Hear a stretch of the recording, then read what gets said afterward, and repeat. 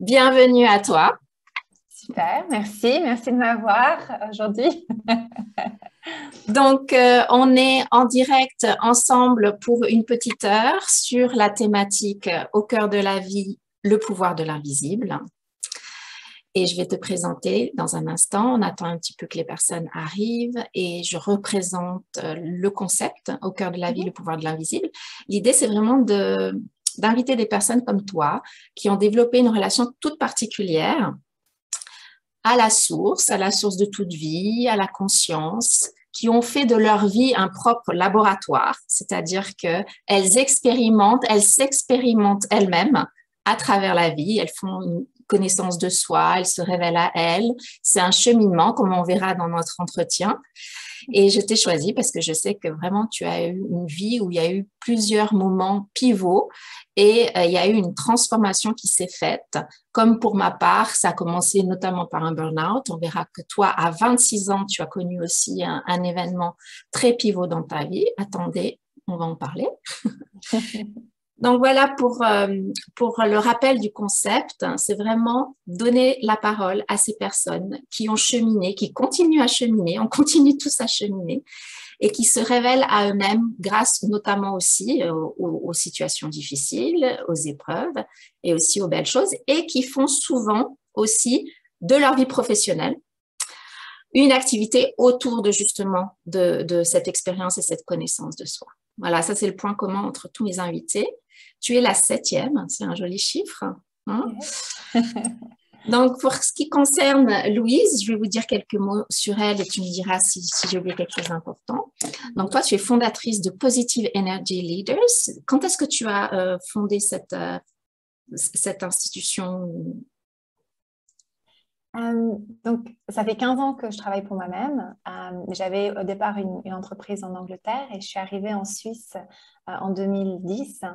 Et j'avais donc créé une compagnie qui s'appelait Positive Energy Coaching. Et en fait, j'ai changé le nom il y a quelques années parce qu'il y avait un nouveau niveau de mission de vie qui s'annonçait.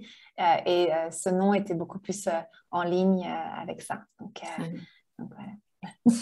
Donc, toi, tu soutiens des leaders, des entrepreneurs, des agents de changement pour les aider à trouver leur place en s'alignant à leur mission de vie. Leur mission de vie, c'est vraiment aussi un sujet qui est très important pour toi.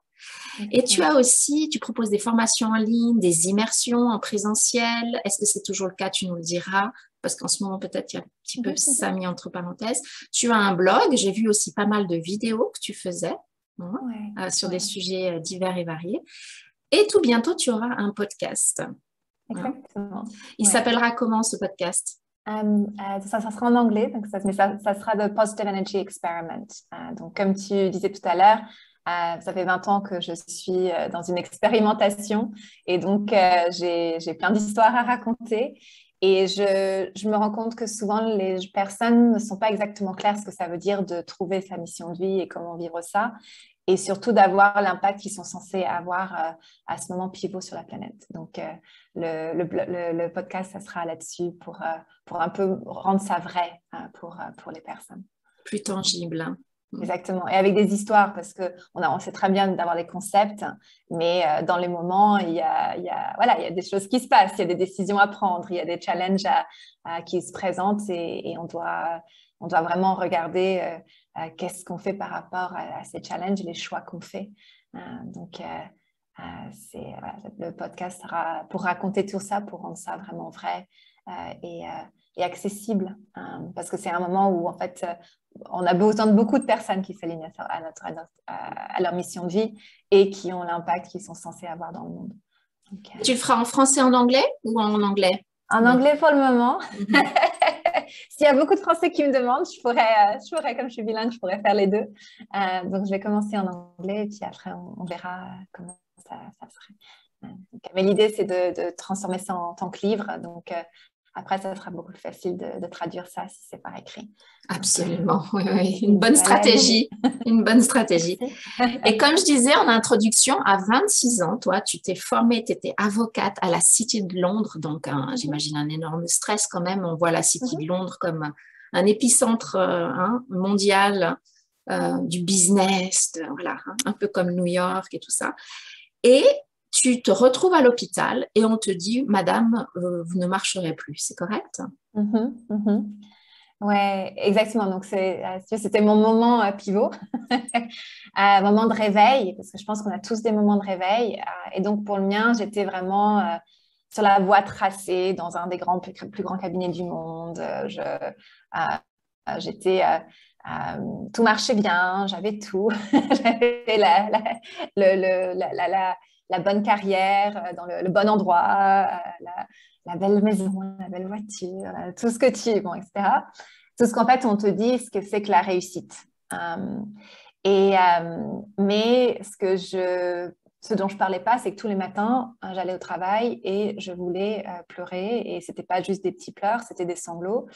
Et j'allais en bus, donc j'étais à Londres, donc j'étais il y a les bus à 2 étages et je me mettais à l'avant du deuxième étage pour que les gens ne me voient pas pleurer en fait en allant au travail avec tout le monde, avec les costumes, etc. à cette époque-là.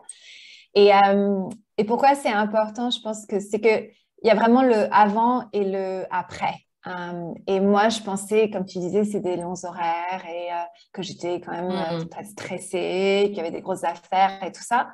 Et donc, j'étais allée un peu aller voir quelqu'un pour parler un peu de la gestion de stress, quoi. Mais en fait, je n'avais pas vraiment compris que c'était un moment beaucoup plus profond et donc, pour le petit résumé, je suis allée à l'hôpital pour une petite opération et en fait, j'ai attrapé une infection dans le bloc opératoire et j'ai eu des complications. Et comme tu l'as bien dit, il est arrivé un moment où les médecins, ils ont essayé de réopérer et ils ont fait tout ce qu'ils ont pu et ils m'ont dit, on pense que tu ne remarcheras jamais en fait. Et donc, ça, c'est vraiment le moment où donc, voilà, 26 ans. Et pour moi, vraiment, tout de suite, ce qui m'est venu, c'était, OK, ben, peut-être qu'ils vont avoir raison. Et qu'est-ce que ça veut dire, quoi? Qu'est-ce que je vais regretter? Et vraiment, je pensais que ce que j'allais regretter, c'était de ne pas devenir associée dans un des plus grands cabinets d'avocats du monde, parce que c'était vraiment ce à quoi je travaillais jour et nuit. Et en fait, ce qui est venu, c'était pas du tout ça. C'était de ne pas faire le trek Inca au Pérou.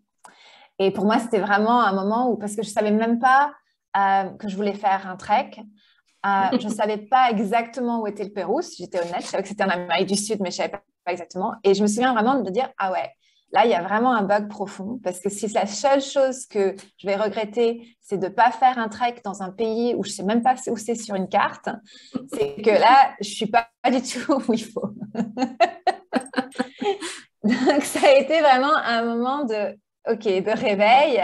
Et donc, je me suis fait la promesse à ce moment-là de vivre sans regret. Donc, si à l'avenir, j'allais devoir me reposer la question, ce serait que je n'aurais pas de regret, que je comprenne ce que c'est ma mission de vie et de vivre alignée par rapport à ça. Et donc, c'est la promesse que je me suis faite, donc il y a maintenant 20 ans, 22 ans même. Et donc, j'ai vécu comme ça. Mais juste une chose en plus à raconter par rapport à ça, et ça, je ne le dis pas toujours dans l'histoire quand je la raconte, c'est que il y avait tout de suite, durant cette période, c'était comme s'il y avait une intuition, une phrase qui me revenait constamment. Et c'était, c'est ton moment de réveil. Tu as du travail émotionnel à faire. Et si tu fais le travail émotionnel, tu vas aller mieux. Et donc, au début, je ne savais pas du tout ce que ça voulait dire. J'étais là, c'est quoi un réveil? C'est quoi du travail émotionnel? C'est quoi ce bordel, en fait?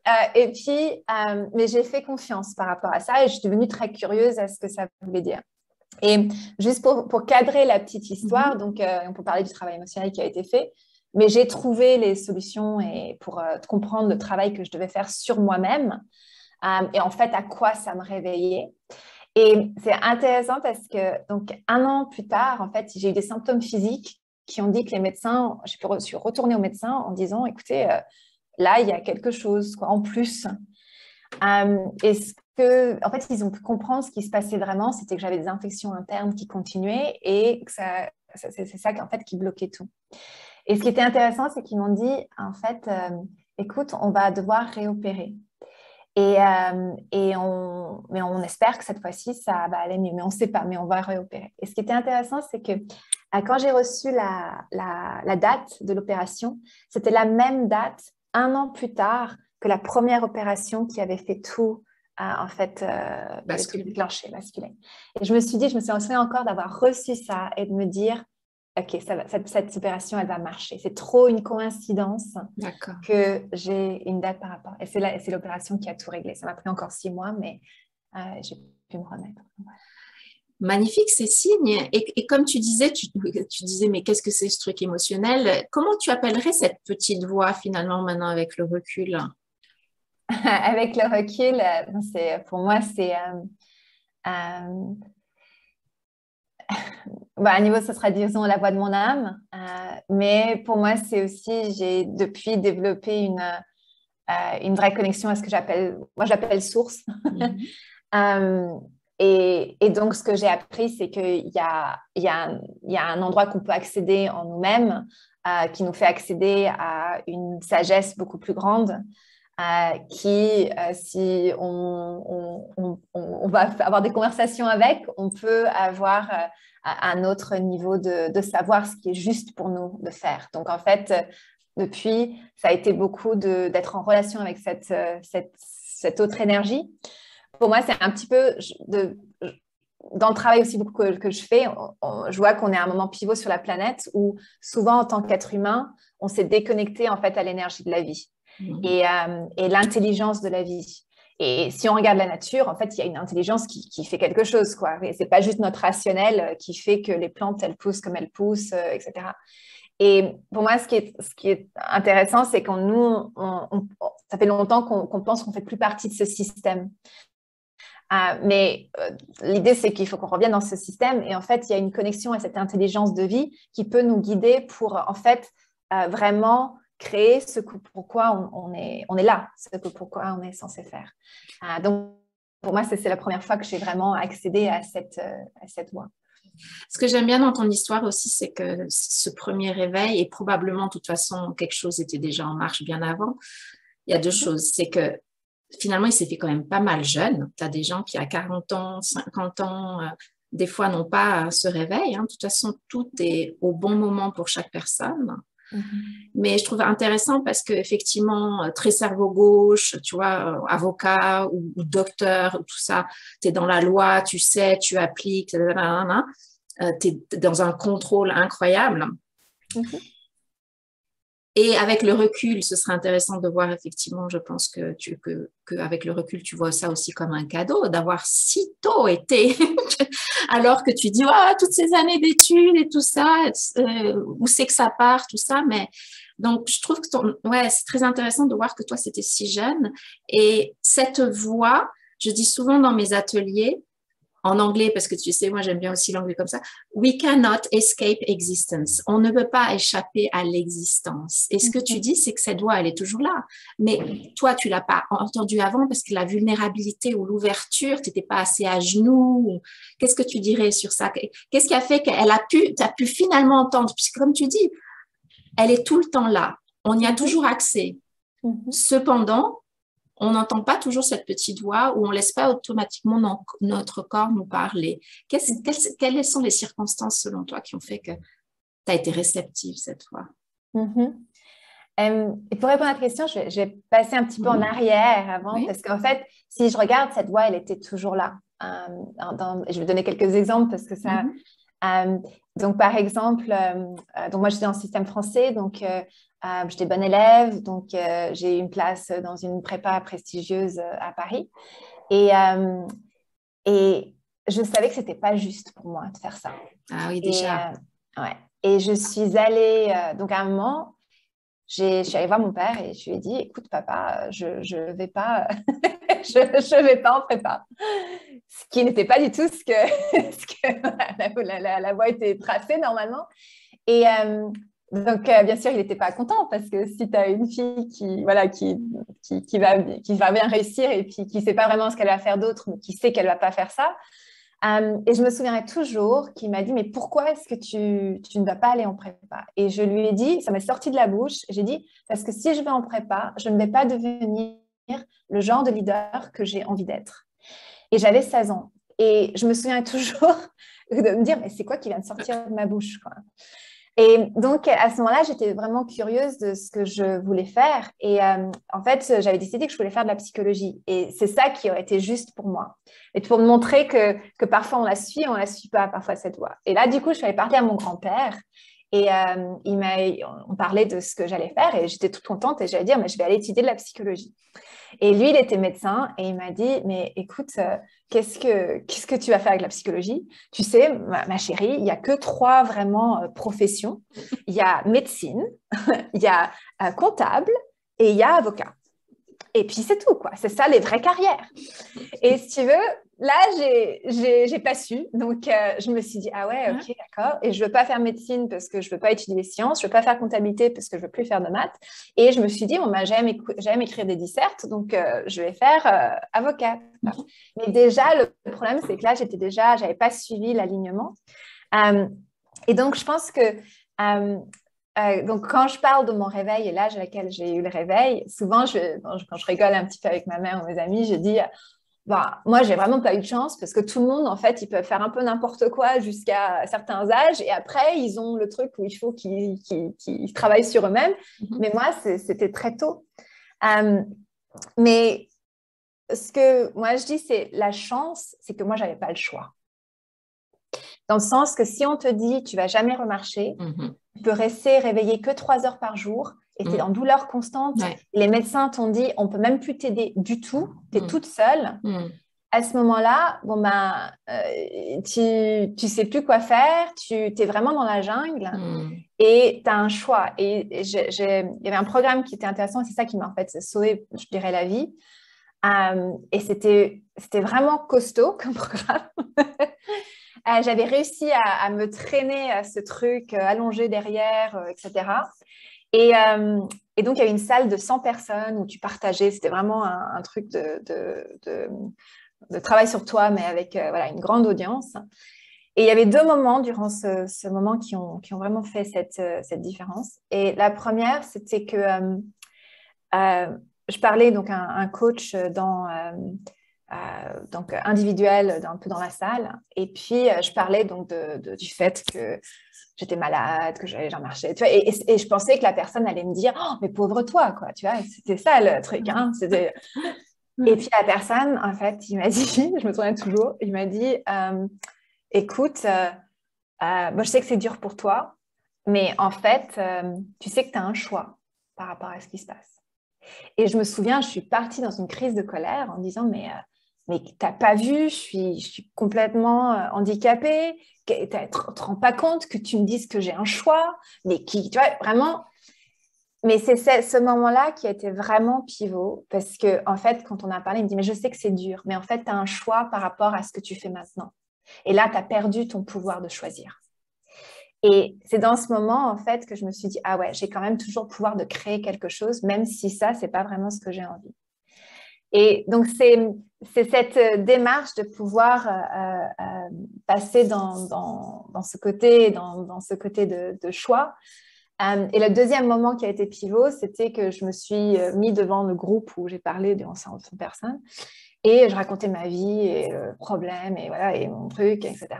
Et je me souviens, la question, si tu veux, à la fin, c'était donc ce coach sur l'estrade qui me dit, et moi je pensais encore qu'il allait me dire, mais pauvre toi, etc. Rien du tout. Et il me regarde et il me dit, quand est-ce que tu vas commencer à créer des problèmes qui sont intéressants et qui valent le coup que tu te lèves le matin? Et j'étais là, ah ouais, confrontant, quoi. Mais en fait, ce qui m'a rappelé, et je pense que c'est ça qui est vraiment important par rapport à ces choix, c'est qu'il faut qu'on se souvienne, ces moments de réveil, ça nous rappelle qu'on a des choix de création, et que c'est à nous de commencer à créer de façon consciente. Et de trouver des problèmes qui nous tiennent vraiment à cœur et qu'on a envie de contribuer par rapport à ces problèmes. Donc voilà, donc j'espère que ça te... Oui, absolument. Et je pense que lorsque le sol se dérobe sous nos pieds, hein, il y a une acuité, il y a quelque chose qui se développe. Parce que quand tu es à tambour battant, tu vois, tu as tambour battant, mais tu as des œillères, quoi. Exactement. Puis là, quand tu es là, mais qu'est-ce qui va se faire? Il y a un truc qui s'ouvre quand même. Cette incertitude permet quelque chose, une connexion d'une meilleure qualité et éventuellement d'être ouvert finalement, de dire d'une certaine manière, je capitule, je pensais tout savoir. Exactement. Il y a peut-être quelque chose de plus grand, il y a quelque chose qui veut. Et puis, donc, tu as pu entendre cette voix que tu avais déjà entendue déjà à l'âge de 16 ans. Et j'aime beaucoup ce que tu dis sur l'héritage familial. Et mon point de vue, et tu sais, en Inde aussi, toi, tu es docteur, hein, soit tu es ingénieur, enfin, il y a tous ces trucs. Eux, c'est encore assez bien imprégné, alors que nous, on a un petit peu... Hein, et c'est pas pour faire du tout des comparaisons, c'est qu'on évolue tous collectivement, individuellement, au rythme qu'on doit faire, mais on a tous un peu des casseroles, j'aime bien dire, différentes, hein, parce qu'on a des enseignements, je pense, différents, individuels et collectifs. Donc, eux, pour l'instant, ils portent ça et ça leur sert, parce que je crois aussi, ce qui est très important, c'est que tous ces freins, tous ces contrastes sont là pour nous servir, sinon ils n'auraient pas lieu d'être. Et que tu n'as en aucun cas perdu du temps. Moi, j'aimerais partager justement avec notre audience, parce qu'on souvent on se dit, ça aurait pu aller plus vite. Ah, si j'avais pas eu des parents. Mais moi, je pense vraiment que, mais ça, c'est ma propre croyance, qu'il n'y a rien que nous n'invitons pas dans notre vie, parce qu'il y a une partie de nous qui sait que ça va nous permettre de grandir en conscience. Et donc, tes réveils, là, oui, par rapport à ces deux personnes, effectivement, oui, moi aussi, j'ai eu plusieurs comme ça moments dans ma vie. Est-ce qu'il y en a eu d'autres que tu aimerais partager avec nous après cet événement-là, de 2-3 personnes ou 2-3 événements qui ont compté pour grandir en conscience sur cette histoire de choix ou autre chose, des réalisations importantes pour toi? Oui. Bon, déjà, je vais juste revenir un peu sur ce que tu as dit pour les parents. Je me souviens toujours avoir fait un programme où donc la personne qui parlait disait « Vos parents, ils ont été parfaits ». Et je me souviens toujours, j'ai quand même pris la main et j'ai dit « C'est bien gentil, mais même eux, quand même, en recul, ils savent qu'ils n'étaient pas parfaits. Hein. » Donc, intéressant comme... Et je me souviens toujours ce que la personne a dit, parce qu'elle a dit « Ils sont parfaits pour ce que tu es censé apprendre et pour te préparer à ce que tu es censé amener. » Et quand j'ai regardé à travers cela, j'ai dit « Ah ouais, là, ils sont parfaits. » Donc, je vais juste reprendre ça, parce que je suis complètement avec toi là-dessus. Ouais, absolument. Et puis, je pense que... donc, il y en a eu beaucoup dans le sens que... et puis, je vais reprendre certaines, je pense, clés. Mais en fait, parce que pour moi, après, ça a été un voyage d'évolution constante, de révélation constante. Parce que là, le chiffre, c'est que j'ai fait un choix de créer de façon alignée. Au départ, si tu veux, je n'avais pas complètement compris que c'était ça. Donc maintenant, c'est avec le recul que j'ai compris. Dans le sens que c'était plus, bon, ben, je vais trouver ma mission de vie et puis en fait, je vais faire tous les trucs que tu fais quand tu veux chercher ta mission de vie. Donc, j'ai changé de carrière, je suis partie voyager, j'ai fait le trek Inca quand même. Donc, j'ai allé étudier avec des chamans à Machu Picchu. Donc, j'ai exploré tout le côté spirituel parce qu'en fait, la méditation, c'est une chose qui m'a vraiment sauvée parce que j'ai appris la méditation et j'ai appris à en fait, réguler mon énergie. Donc, je disais que je pouvais rester réveillée que 3 heures par jour. Donc, j'ai pu commencer à réguler pour pouvoir avoir plus d'énergie et à pouvoir gérer la douleur à travers la méditation. Comme ça, je n'avais pas besoin de prendre tous les cachets d'antidouleurs que sinon j'avais besoin pour survivre. Donc ça, j'ai beaucoup développé ça. Et ce que ça voulait dire, c'est que cette voix, et donc je pouvais l'entendre de plus en plus. Et puis mon chemin, ça a été de faire confiance et de prendre plus de risques par rapport à ça. Et puis, ce qui se passe après, c'est que tu as beaucoup plus de synchronicité, de coïncidences, de choses et tu vis ce que j'appelle le chemin plus inspiré que le chemin à la conformité. Et je pense la grosse chose de moment, c'est que souvent, on fait ses choix par rapport à ces moments pivots. Et c'est bien beau, mais après, on n'a pas le test, en fait. On n'a pas à voir si on a vraiment appris la leçon du truc. Et donc, moi, 14 ans plus tard, après ce moment, en fait, je me suis retrouvée encore à l'hôpital. Pour moi, mes moments pivots se passent beaucoup à l'hôpital.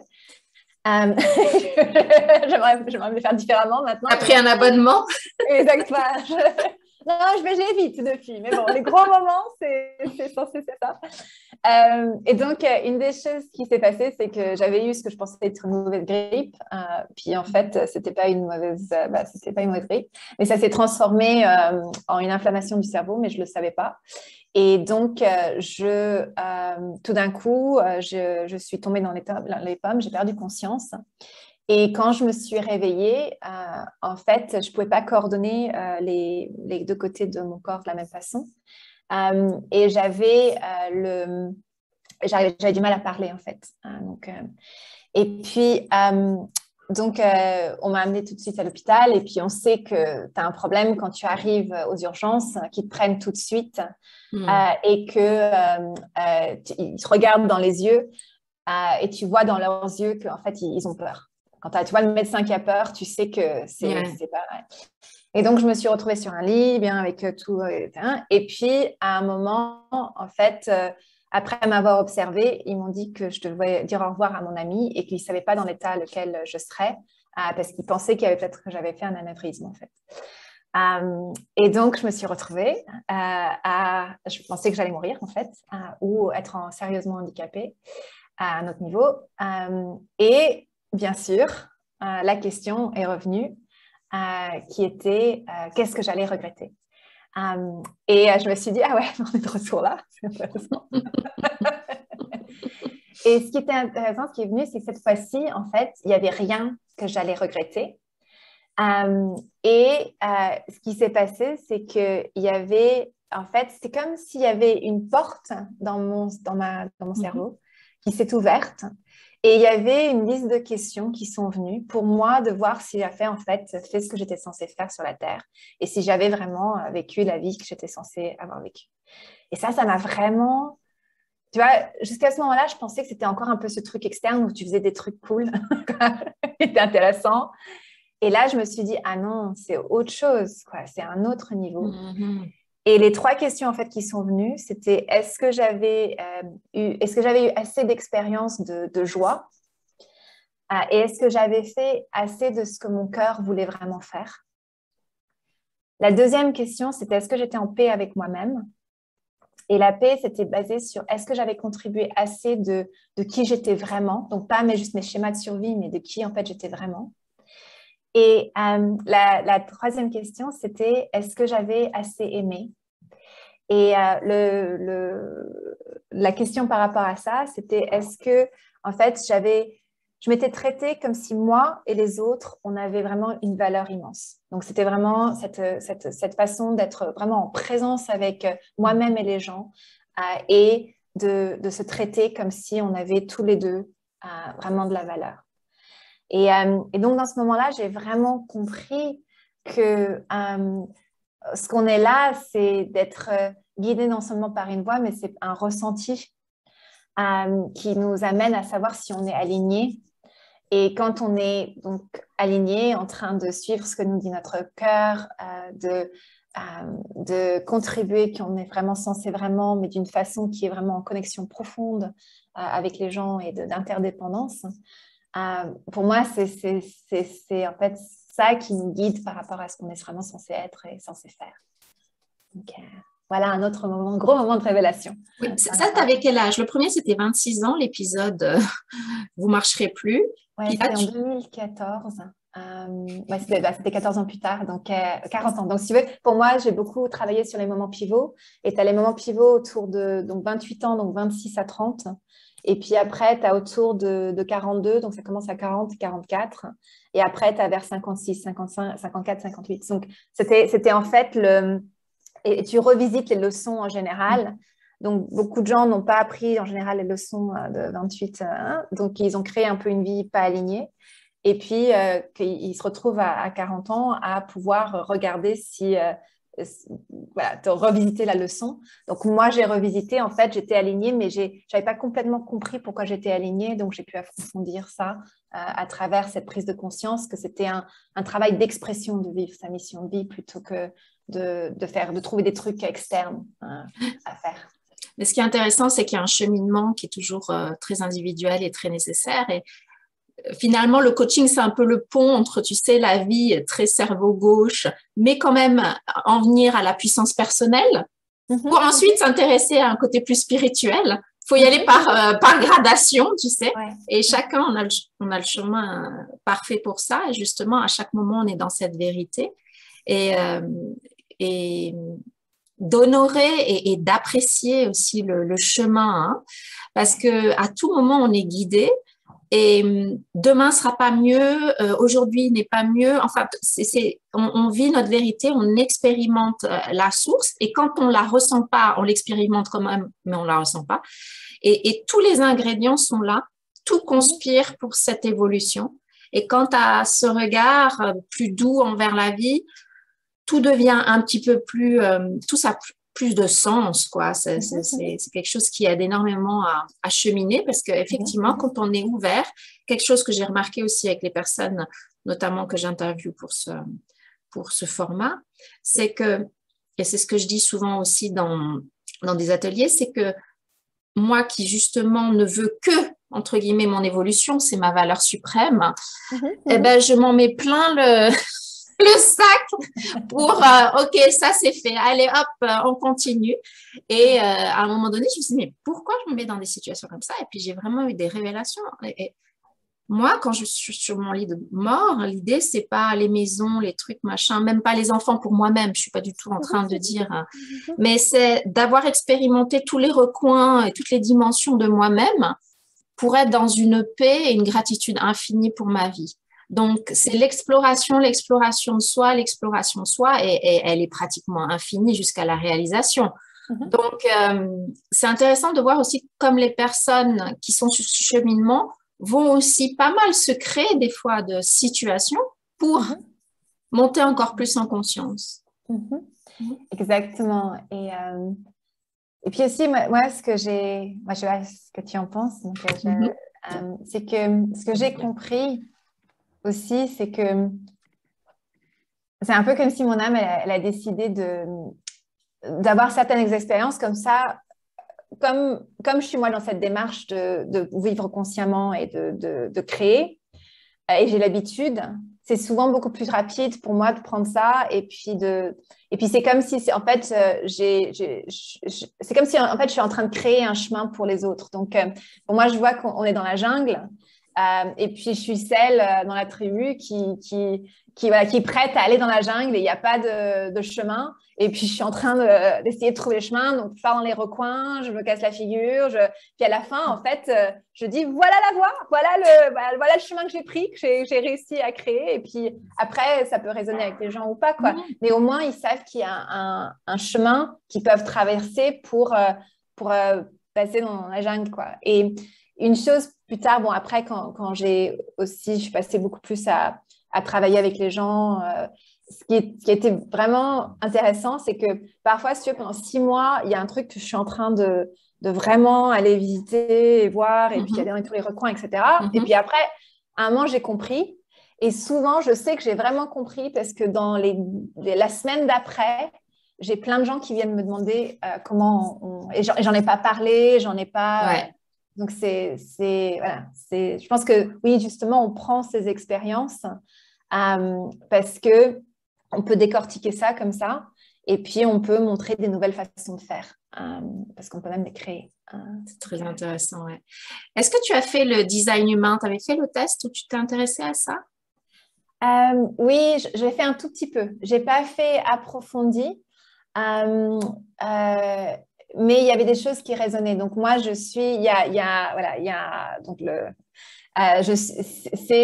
celui qui fait les expériences. En fait, je l'ai fait il y a que 6 mois. Donc, c'était intéressant parce que j'ai tout vécu. Et puis, en fait, j'ai regardé ça. Donc, pour moi, c'est ce que je suis censée faire. Je fais faire les expériences. Donc, tu es probablement comme moi, peut-être martyr hérétique? Non? Oui, il faudra que je vois.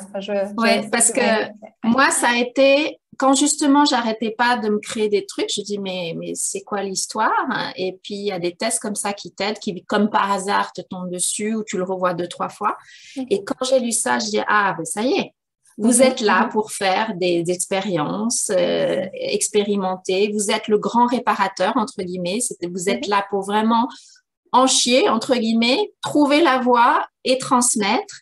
Et ce qui est très important, c'est que ce soit pragmatique, c'est-à-dire d'aider les gens, que ce soit vraiment dans le quotidien et pratique. Et quand j'ai lu ça, j'ai dit, mais ça a été un soulagement. Ça a vraiment été un soulagement. Parce que ça venait, en fait, ça corroborait avec tellement d'autres choses.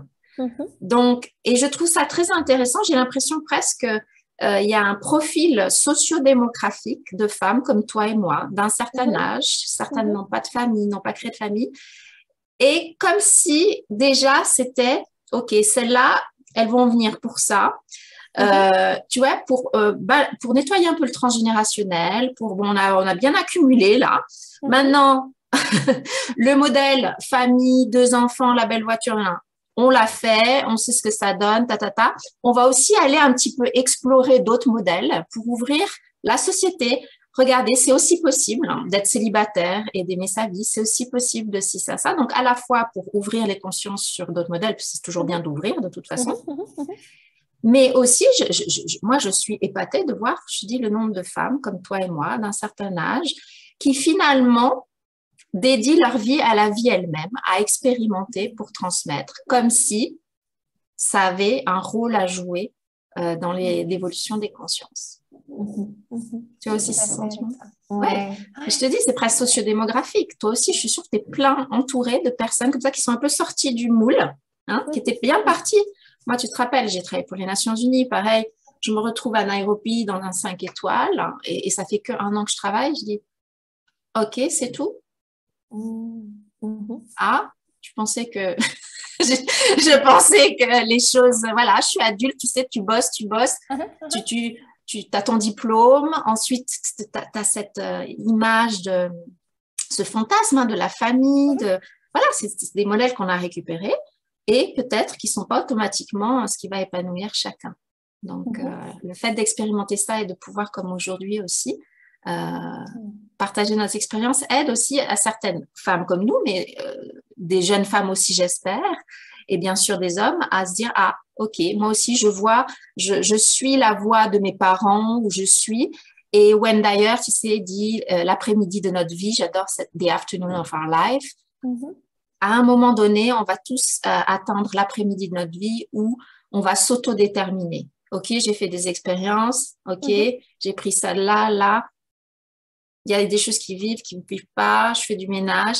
Et finalement, de plus en plus, cet alignement dont tu parles, et il se fait comme ça par... des fois, on est très aligné, on en ressort pour y revenir, ça se fait par touche et tout ça. Mais moi aussi, je suis comme toi, où mon obsession, c'est effectivement l'alignement à la source, parce que je sais que c'est là où je contribue le mieux. Parce que c'est pas moi, ma petite Caroline, avec sa petite tête, qui a appris à parler même anglais ou qui a lu ça.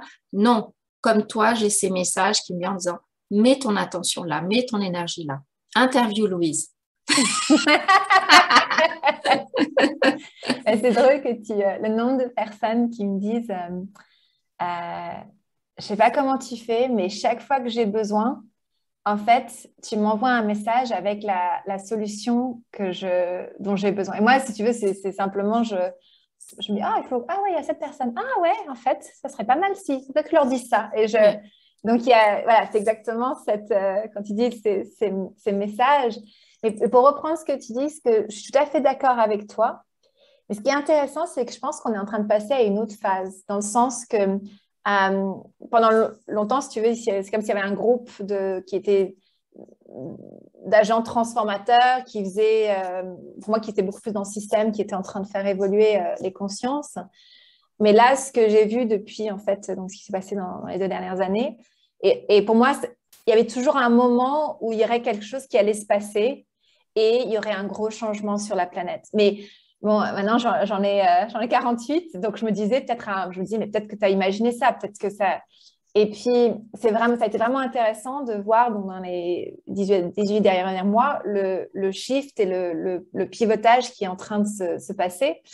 Et ce que je vois, c'est que pour moi, il y avait certaines personnes en fait qui avaient ces moments de réveil. Mais là, c'est un moment de réveil à un tout autre niveau, quoi, et de beaucoup d'autres personnes. Et quand tu parles d'expérimenter ces nouvelles façons de faire, pour moi, c'est comme si tout d'un coup, une masse de personnes qui maintenant sont en train sont appelées à devoir expérimenter des nouvelles façons de faire parce que sur la planète, on doit vraiment refaire les fondations du truc, du système, et donc on doit faire évoluer les choses d'une autre façon. Donc, pour moi, c'est une phase aussi super intéressante et je vois aussi beaucoup ça avec les générations genre la vingtaine où eux, ils savent qu'ils n'ont pas de choix, il faut qu'ils créent quelque chose de différent sur la planète. Ouais. Donc, eux, et c'est comme s'il y en a qui ont des moments pivots encore plus tôt que moi. Il y en a vers 14-15 ans. Il y a beaucoup d'adolescents qui sont vraiment en crise par rapport à ça.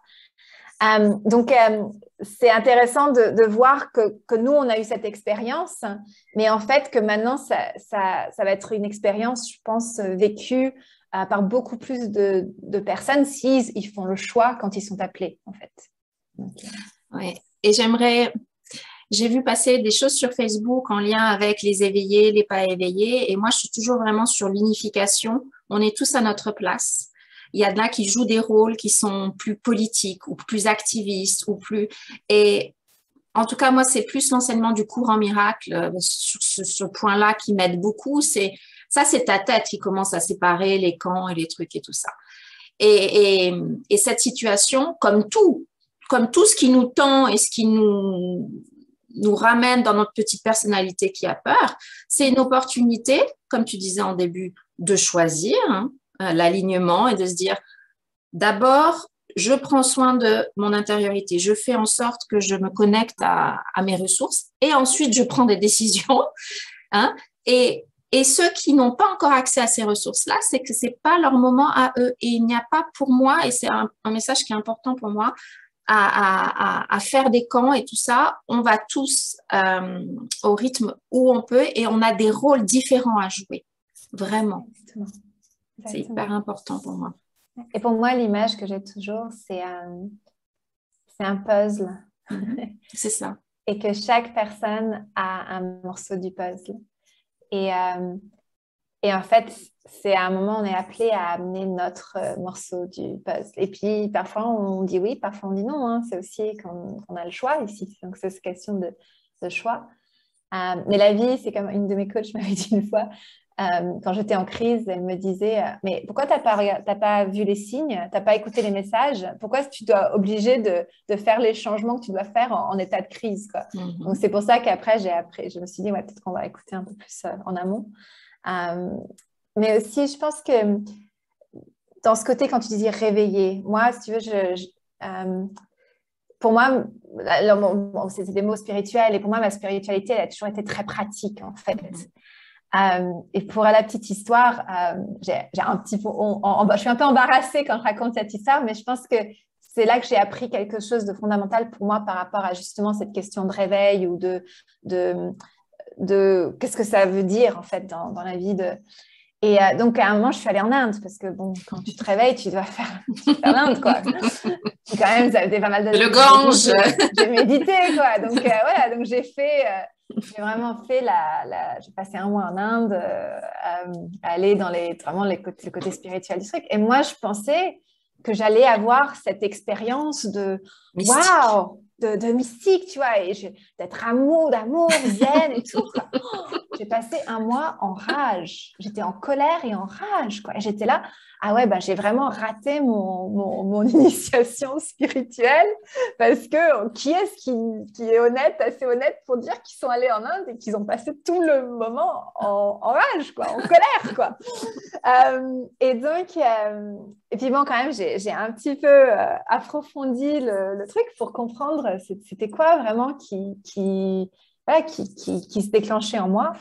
Et en fait, c'est là que j'ai vraiment compris que pour moi, ma spiritualité... Bon, pour moi, c'est un peu comme si on est aussi en train de faire évoluer la spiritualité et le concept de la spiritualité, dans le sens que il y avait tout un aspect où on se réveille pour accéder en fait à un nouveau niveau de conscience ou accéder à quelque chose qui n'est pas simplement notre mental et juste notre émotionnel qui fait les vagues, etc. Donc, c'est vraiment de pouvoir accéder à un point de conscience.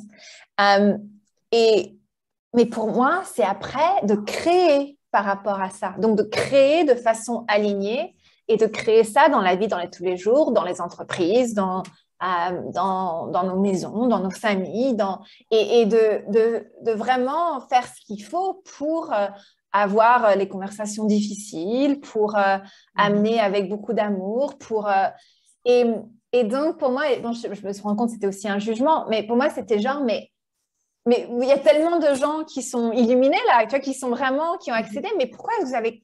Pour moi, ça devait être paradis sur la planète, quoi. Parce que après, c'était de créer un alignement. Et donc, je me suis rendu compte que pour moi, c'est ces deux aspects qui sont très importants. Et c'est de ramener ça vraiment dans le côté humain. Et j'ai vu pas mal de choses dans le côté un peu, donc côté spiritualité où, comme tu parles, il y a un petit peu ah ouais, moi je suis réveillée, quoi. Et puis voilà, toi, t'es pas. Et pour moi, c'est pas du tout mon truc parce que c'est une fois que tu es réveillée, après de ramener ça dans la vie de tous les jours pour vraiment faire ce qu'il faut.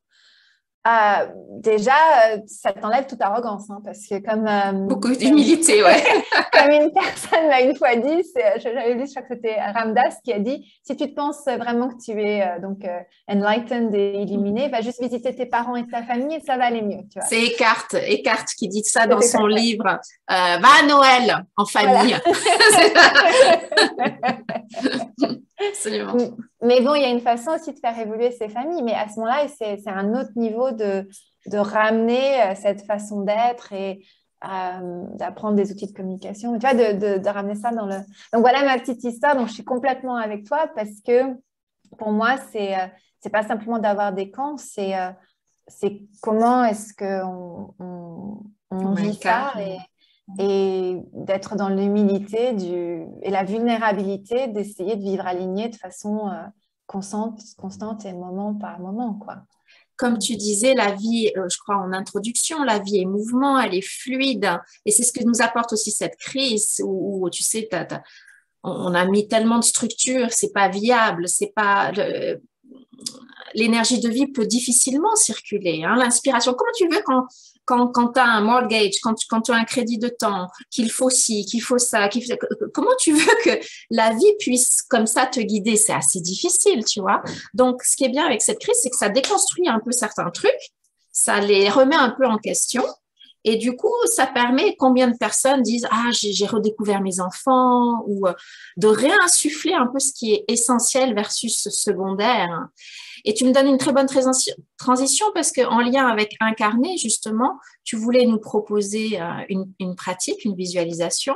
Le mot qui me vient quand tu parles de tout ça, c'est l'alignement. Finalement, après, c'est agir dans la justesse. Et la justesse, elle est pour chacun. Et l'alignement est très différent d'une personne à l'autre. Et pour moi, je sais que je suis alignée, et c'est Eckhart Tolle qui parle très bien aussi de ce sentiment de paix, où les gens ils disent mais c'est pas chiant d'être en paix, et Eckhart dit mais non, absolument pas. Quand vous êtes en paix, il y a tout un monde qui s'ouvre au contraire à vous, hein. C'est l'idée de la paix, non, il y a quelque chose de fécond. Ça, c'est un mot que j'adore. Tu sais, la vie est féconde. Donc, quand tu es aligné, c'est là où tu as des idées créatrices. Tu sais qu'il faut appeler un tel, que c'est sur ce projet que tu dois Et tu infuses tout ton quotidien. C'est-à-dire tes bras, tes mains, ton corps. Et l'idée, c'est ça. Pourquoi on prend du temps pour s'aligner et aller dans la nature et tout ça? C'est comme se laver les dents, c'est une hygiène pour être le réceptacle, pour ensuite pouvoir faire les bons appels, mettre notre attention sur des projets qui sont en justesse avec nous. Et ta justesse, la mienne et celle de quelqu'un d'autre est complètement différent. Et comment on sait cet alignement?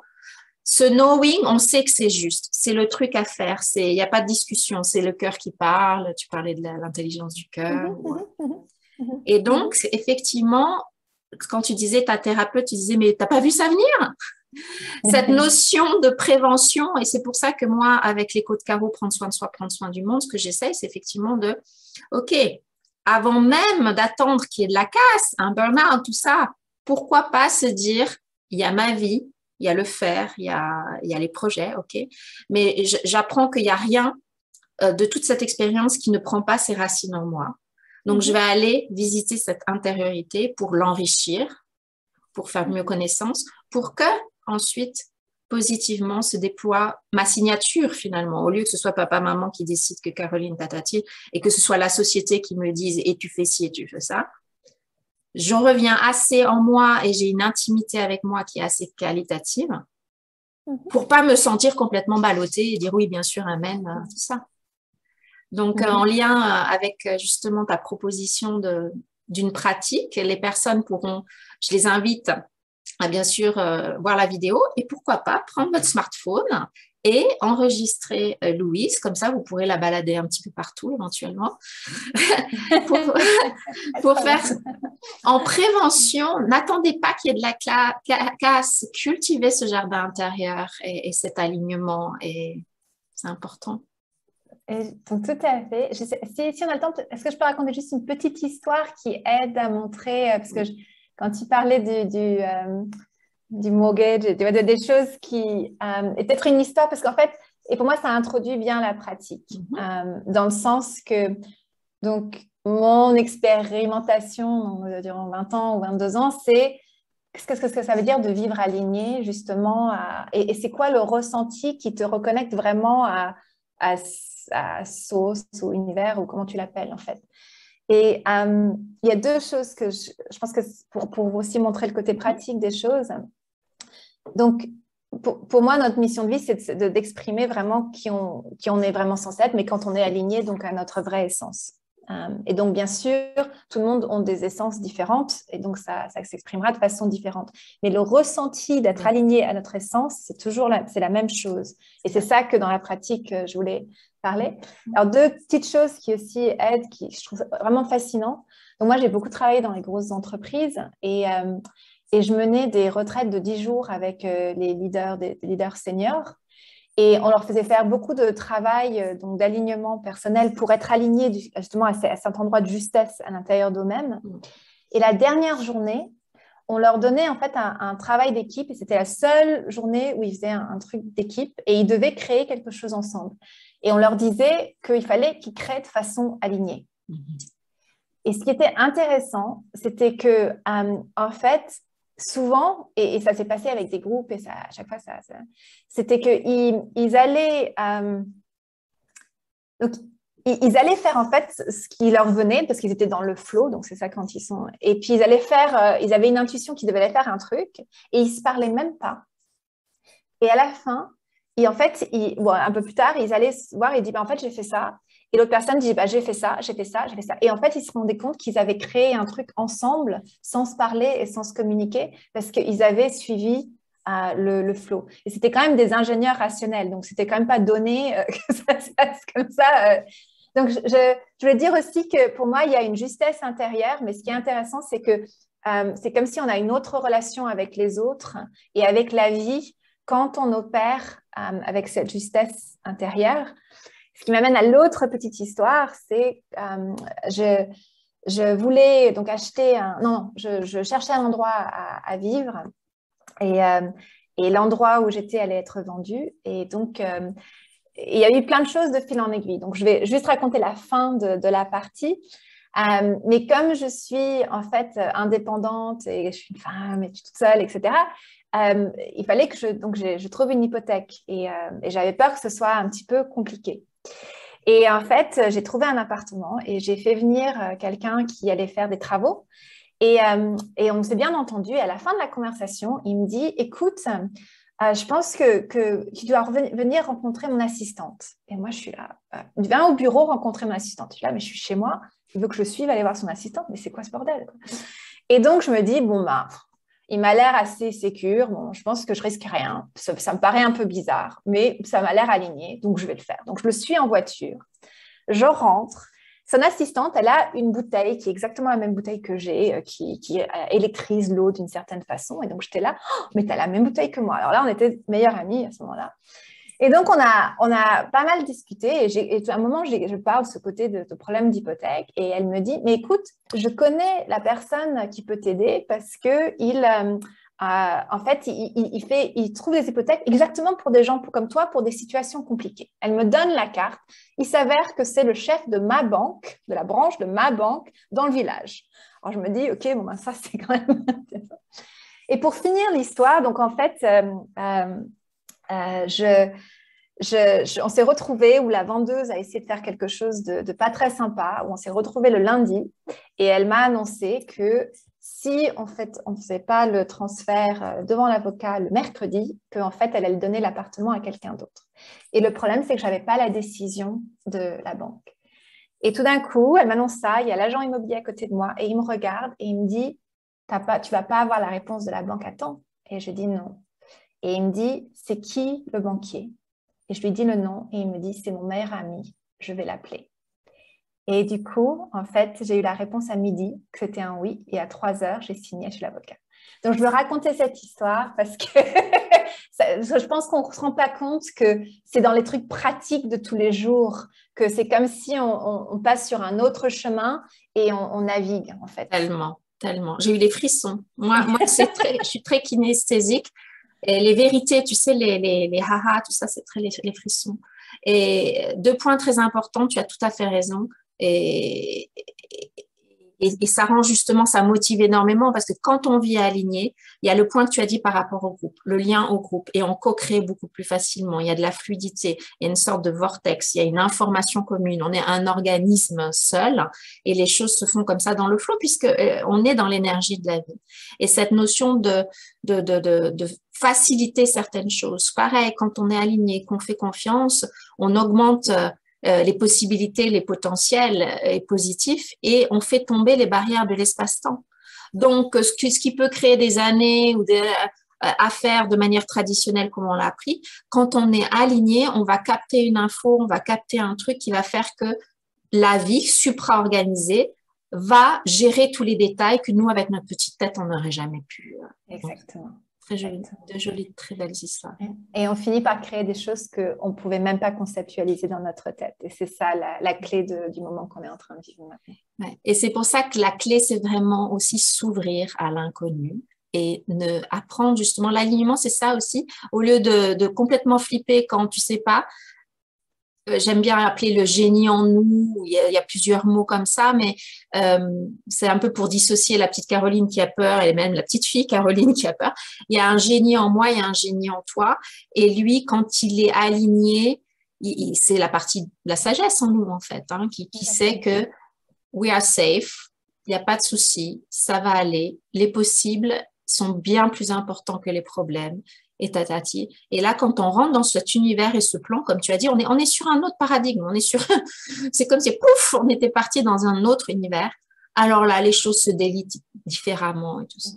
Et tes exemples sont extra. Et durant cette période, pour moi, ce que je vois, c'est l'initiation dans les 18 derniers mois, c'est ça, mais à un autre niveau. Dans le sens que là, c'est comme la fin d'un système et on prend toujours beaucoup de notre sécurité quand même du système, même si on n'a pas vécu complètement comme ça dans le système. Et pour moi, ça a été vraiment d'apprendre à co-créer à un autre niveau, en fait. Et de lâcher tous les endroits où, en fait, je prenais encore ma sécurité des choses comme elles sont. Et de passer à un autre niveau de co-création. Je ne veux pas dire que c'est facile, je suis toujours dans la jungle, là, mais je commence un peu à comprendre comment ça marche à cet autre niveau, en fait. Donc, voilà. Je relisais Deepak, tu sais, les 7 lois spirituelles, qui est vraiment la base, mais toujours un petit bijou, sur justement le pouvoir du soi avec un grand S, versus le pouvoir du rôle. T'es manager, t'as ci, t'as ça, hop, ça s'écroule, t'es plus personne, entre guillemets. Ouais, et là, et c'est pour ça qu'on fait en sorte que le sol se dérobe et tout, parce que moi, je sais que ma soif, c'est quoi qu'il arrive, I'm safe. Et ça vient vraiment d'une sécurité intérieure, c'est-à-dire indéfectible, invincible. Le monde, je veux dire, ça peut pas jouer, J'ai toujours en moi un lieu où tout va bien et après, ça me reconnecte à quelque chose qui fait que je vais trouver la bonne solution. C'est pas automatiquement facile du tout parce qu'on est rattrapé par nos peurs et tout ça. On a cette partie humaine, mais on est des êtres multidimensionnels. Et le fait d'avoir cultivé, d'être tombé, remonté, remonté, on s'est bien exercé pour finalement se raccrocher. Il y a plein de moyens de revenir au cœur, de revenir à la conscience, de se réouvrir au lieu de s'enfermer. Oui. Donc, je sais que moi, je vais quand même faire un peu la pratique. Je sais que ça va prendre un peu plus de temps. Il n'y a pas de souci. On aura 10 minutes de plus. C'est parfait. Donc, je te laisse prendre la main. Oui. Donc, juste, vous prenez un moment de vous trouver un endroit où c'est calme déjà. Et puis vraiment de vous poser en vous-même. De poser vos pieds au sol. De se tourner vers votre respiration. Et juste observer votre respiration.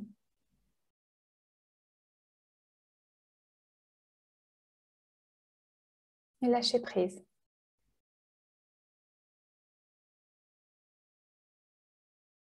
Prenez un moment pour vous.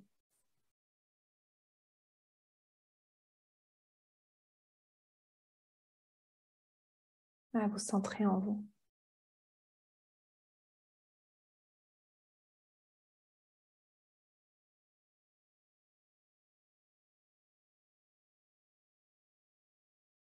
Puis commencez à imaginer que vous respiriez plus profondément jusque dans les hanches.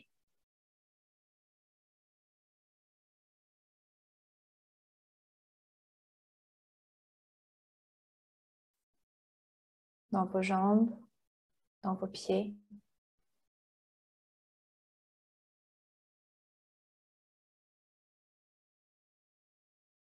Puis sentez votre ancrage à la terre, au centre de la terre.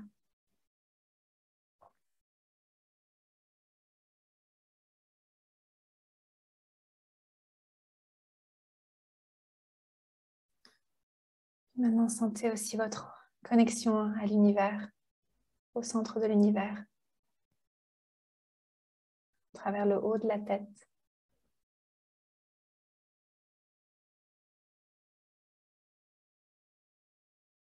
Imagine qu'il y a une énergie, une présence bienveillante qui veut le mieux pour vous.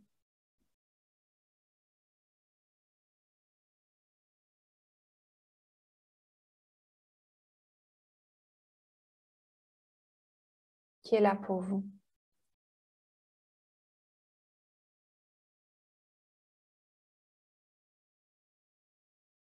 Qui vous aide à trouver ce qui est juste.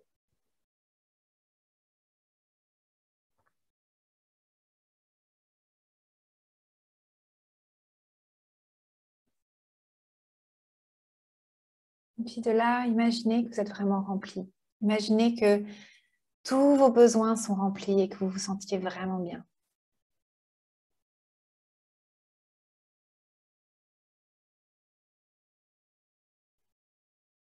Pour vous aider, vous pouvez penser à des moments. Souvent, c'est des moments de vacances où vraiment on sent qu'on a reçu ce dont on avait besoin, qu'on est nourri de la bonne façon, à tous les niveaux.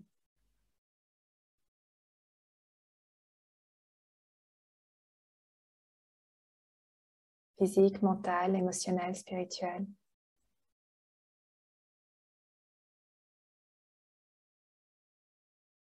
Sentez-vous nourri et rempli.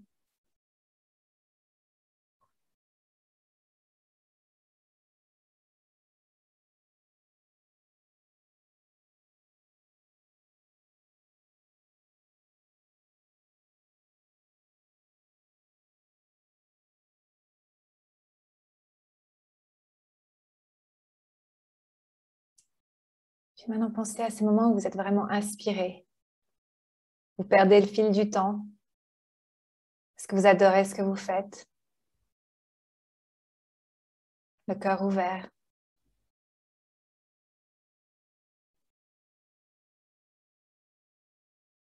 Et vraiment cette sensation d'inspiration.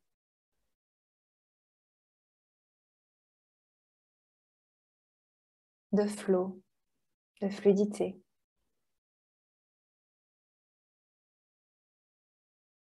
Qui vous remplit.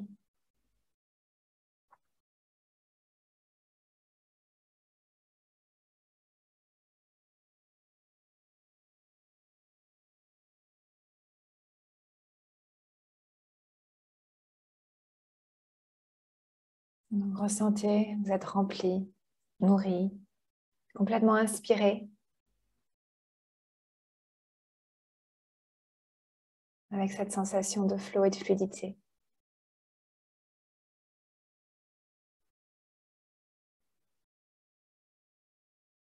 Et à partir de là, voyez qu'est-ce que vous voulez contribuer.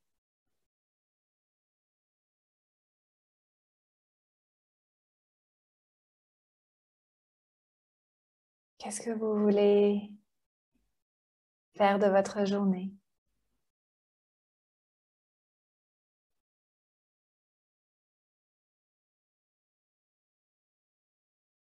De quoi vous avez vraiment envie?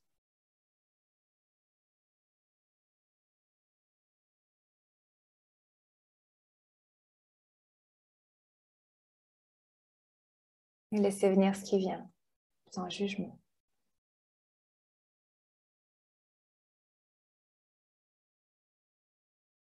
Restez dans la curiosité.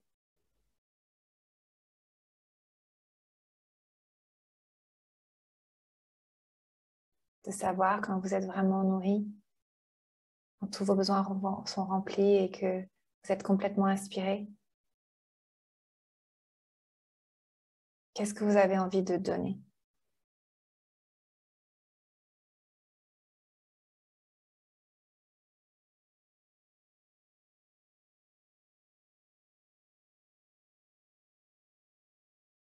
Qu'est-ce que vous avez envie de contribuer et quelles actions vous adoreriez prendre?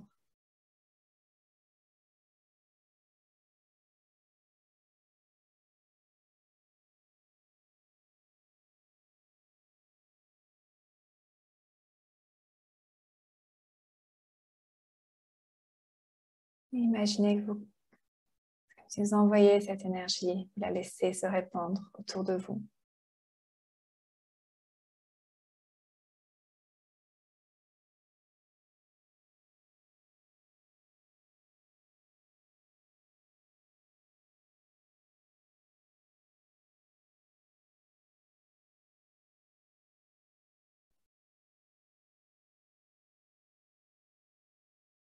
C'est vous en train de toucher le monde avec votre essence.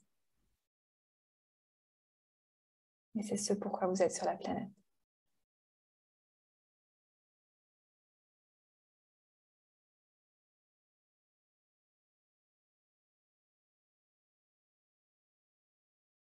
Et en restant connecté à l'essence de qui vous êtes,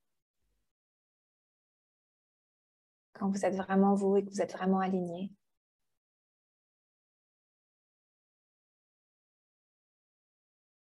revenez dans votre corps, à votre respiration.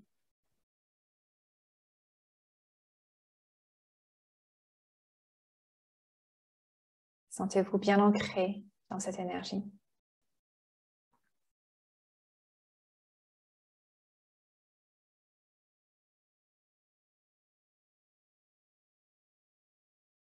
Inspirant, puis expirant. Commençant à ramener du mouvement en bougeant vos doigts et vos orteils. Et puis quand vous êtes prêt, revenant doucement à la pièce et à la vie de tous les jours.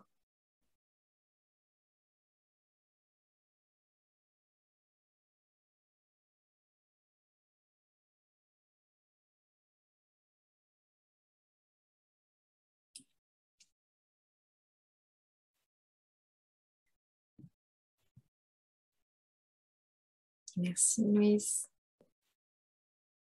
Toujours difficile de sortir de ces états.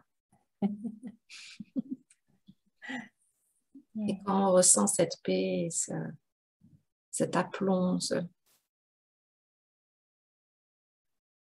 vraiment de ce point zéro qu'on peut vraiment créer les plus belles choses, parce que les images qu'on a, souvent on pense que l'imagination est justement pure imagination, mais c'est un monde parallèle, c'est une dimension qui pour l'instant est subtile et tout ça.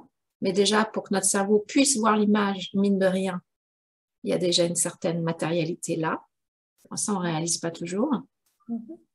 Et c'est vraiment le début pour donner naissance à toutes ces belles actions. Exactement. Merci beaucoup, je plane. Je suis une bonne cliente. Moi, je pars très vite. J'adore ces moments. Avant de conclure, il y a la méditation, bien sûr. Qu'est-ce qui, toi, t'aide aussi à t'aligner particulièrement? Moi, je sais que marcher dans la nature, c'est très important pour moi. Comment tu cultives cet alignement aussi? Ça change pour moi, ça change par cycle. Donc oui, il y a toujours des bases. Donc pour moi, c'est un minimum de 45 minutes à 1 heure de méditation. Ça, c'est déjà... Puis les rares fois où je ne le fais pas, à chaque fois, je me dis, ah ouais, on ne va pas faire ça. Mais en fait, pour moi, je travaille par cycle. Donc pour moi, il y a des cycles de 9 mois. Donc là, je suis dans l'hémisphère nord. Donc on va commencer... en fait, là, on arrive au moment où on peut, c'est un peu si on défrichait les prêts. Donc, c'est un petit peu là le moment de réfléchir à ce que je veux créer de nouveau. Et ce que j'ai remarqué, c'est que mes pratiques, en fait, changent indépendamment. Donc, il y a toujours des choses de base comme la méditation, journaling, donc d'écrire avec des questions. Mais ce que j'ai appris, c'est aussi quand on se pose des questions, c'est de le faire vraiment avec curiosité. Donc, parce que souvent, les gens se disent « Ah ouais, mais je peux créer ça, mais je ne vais jamais savoir comment faire ou quoi que ce soit. » Donc, ça, c'est très simplement de pouvoir dire « Ah ouais, en fait, j'ai vachement envie de créer ça. » quoi. De vraiment te connecter. Donc, on peut utiliser le journaling pour être connecté au désir. Donc, c'est quoi mes vrais désirs? Surtout ceux il y a les désirs secrets qu'on n'est pas en train de dire. C'est toujours là qu'il y a beaucoup de choses. Et puis après, c'est de se poser la question, je suis curieuse comment en fait ça pourrait se faire. Et même de s'écrire des histoires de, je vais un peu utiliser mon imagination. Et en fait, on est en train de reprogrammer le cerveau par rapport à ça.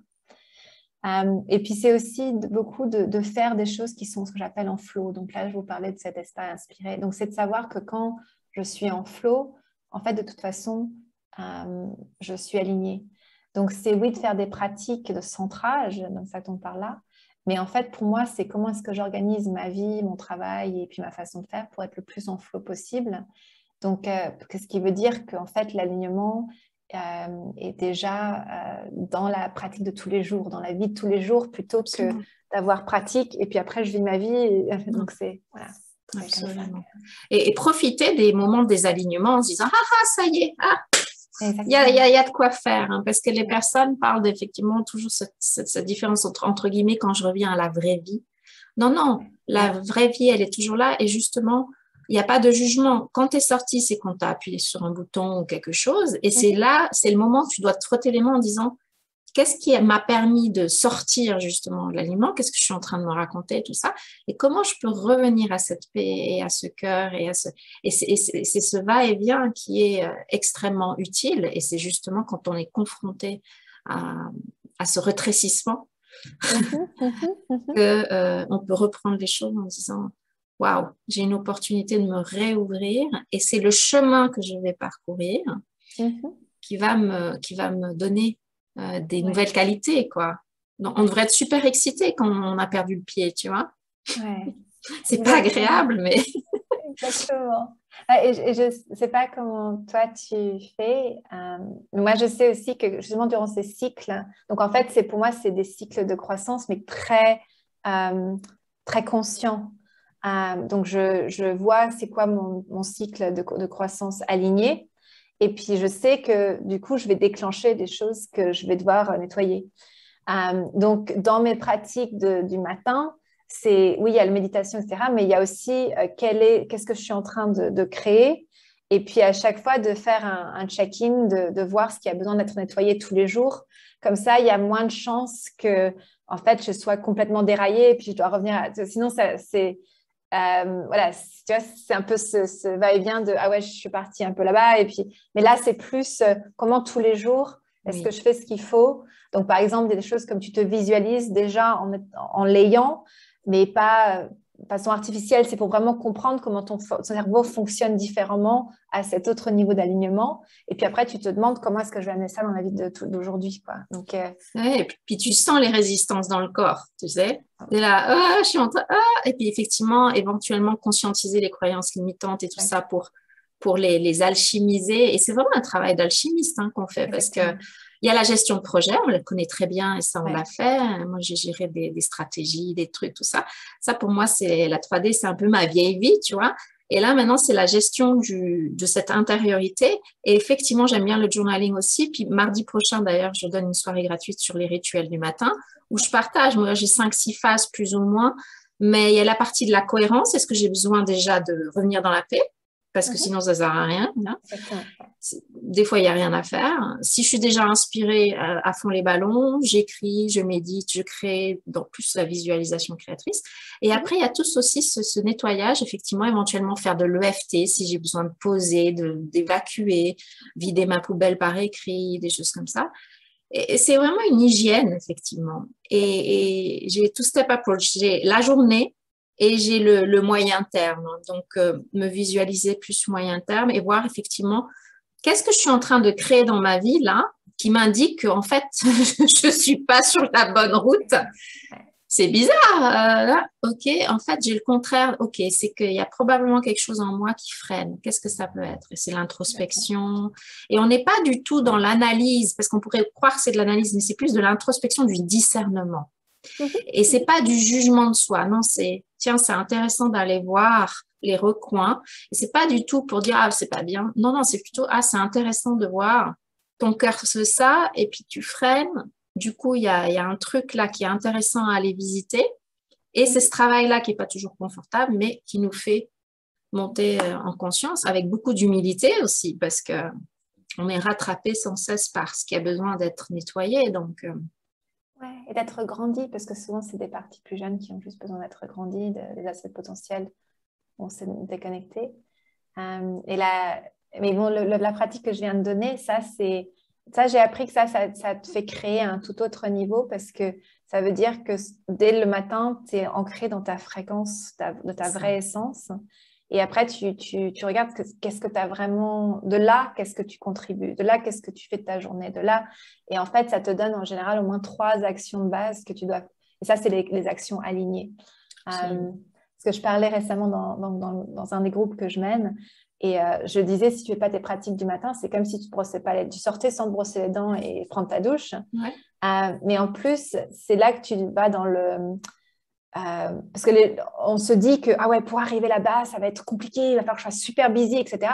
Et en fait, non, c'est comme s'il y a des points d'acupuncture et c'est certaines choses, si tu fais ça, ça, ça, ça. Mais le truc, c'est que dans le chaos de tout ça, on ne sait pas les points exacts à appuyer. Et donc, en fait, ça nous fait avancer de façon plus simple, avec plus de grâce, en fait. Mais aussi, c'est beaucoup plus... efficient, comme on dit en anglais. Il y a beaucoup plus voilà. Ouais. Efficient en français, c'est pas très je sais pas exactement, je sais pas le mot. Et c'est ça, encourager sur vraiment, vous pensez que vous perdez du temps, votre mental vous dit ah mais j'ai pas le temps de ça, mais c'est toute cette préparation qui fait que vous faites des sauts quantiques aussi, c'est-à-dire qu'au lieu de passer par plein de cases, parce que la tête a une façon très limitée d'aborder les choses, elle est basée que sur notre passé, ce qu'on comprend et tout ça, mais il y a une dimension en nous qui est connectée à beaucoup plus grand, on peut parler de l'akashique, on peut parler de plein de choses, et on capte des infos, et du coup, en s'asseyant 10-15 minutes, en faisant du journaling, il y a vraiment des caps qu'on dépasse, et ça, j'en ai fait l'expérience, je sais que tu en as fait l'expérience, et c'est pour ça que moi, j'ai cœur à promouvoir ce style de vie où on fait moins et on est plus pour justement faire les bonnes actions au lieu de partir dans tous les sens et être contre-productif. Parce que ça nous rassure de faire. Mais des fois, on fait plus de mal que de bien. Exactement. Hein? Et c'est Eckhart, tu sais, qui dit, j'aime bien quand il nous imite, nous les humains. Tu sais, j'adore quand il fait ça. Il dit, mais qu'est-ce que vous voulez créer dans cet état de complète c'est vrai. Et c'est parce que c'est aussi le collectif. C'est aussi comment tu dirais, l'excitation collective, j'ai pas le mot, mais qui fait que ouais, on peut se laisser embourber dans cette énergie. Et une autre chose que j'ai remarqué comme toi et moi, comment ces gens sortent du système, notamment ne sont plus salariés indépendants. Je pense qu'une partie, c'est parce qu'ils savent que c'est le prix à payer, entre guillemets, pour justement se connecter plus à soi, ne pas être influencé par le boss et par l'équipe et tout ça, parce qu'on a besoin quand même de vivre notre propre vie, entre guillemets. Moi, en tout cas, je sens que ça m'aide beaucoup de ne pas être associée. Je dois me faire mon propre avis par mon expérience, tu vois. Parce que le collectif peut entraîner énormément. On est un petit peu plus pieds et poings liés, sauf quand tu es leader ou parce que toi, tu accompagnes beaucoup de leaders, mais c'est pas la plupart des gens, tu vois. Non, et puis je dirais, ça dépend. Pour moi, j'ai eu des phases. Moi, en fait, après mon réveil, j'ai beaucoup travaillé encore en entreprise et je faisais beaucoup donc en tant qu'employé. Et je pense que ça t'initie quand même parce qu'on est tellement hypnotisé par le fait qu'en fait, on est en réaction avec ce qui se passe avec les autres. Et donc, c'est vrai que c'est pas facile, c'est pas la plus façon facile Mais bon, en indépendant, tu as d'autres stress. Hein, donc, mais c'est de pouvoir être dans le système. Et il y a une citation qui disait du monde, mais pas de ce monde. Et donc, de faire ça quand on est encore employé, pour moi, c'est aussi une initiation importante. Parce que ça nous donne un autre niveau de pouvoir. Mais c'est vrai qu'au niveau des pratiques du matin, c'est plus compliqué parce que voilà, tu as peut-être moins de temps à moins que tu te lèves très tôt. Donc, c'est vrai que ça crée... Mais moi, ce que je dis à mes clients, parce que bon, je travaille beaucoup avec les leaders conscients, c'est tu fais ça à travers la journée, tu vois, tu mets des points. Donc, comme on n'est pas dans aussi ce truc zen d'être sur la montagne, et en fait, pour moi, on a besoin de beaucoup de gens réveillés dans les systèmes et qui font des choses différentes. Il faut qu'on crée en fait même des nouvelles façons de faire, des nouvelles pratiques pour qu'on puisse le faire dans ces cadres de la vie de tous les jours. Donc c'est un nouveau challenge. Super, merci beaucoup Louise, c'était vraiment un ravissement, c'est le mot qui me vient, d'être avec toi, de passer ce moment, 1h20. Donc je mettrai sur YouTube aussi les différents minutages pour accéder aux différents extraits pour ceux qui voudraient capter un extrait en particulier, notamment ta pratique. Ça a été vraiment une belle conversation, mieux te connaître aussi. Et donc, j'encourage les personnes, s'ils ont pris en cours, à reprendre depuis le début. Et s'ils veulent nous laisser une question, je notifierai Louise et elle peut éventuellement vous répondre dans le commentaire. Tout à fait. C'est un vrai plaisir pour moi aussi. Beaucoup apprécié. Merci. Passez tous une excellente journée. À toi, Louise aussi. Et à tout bientôt pour un prochain rendez-vous au cœur de la vie, le pouvoir de l'invisible. Bye bye. Bye.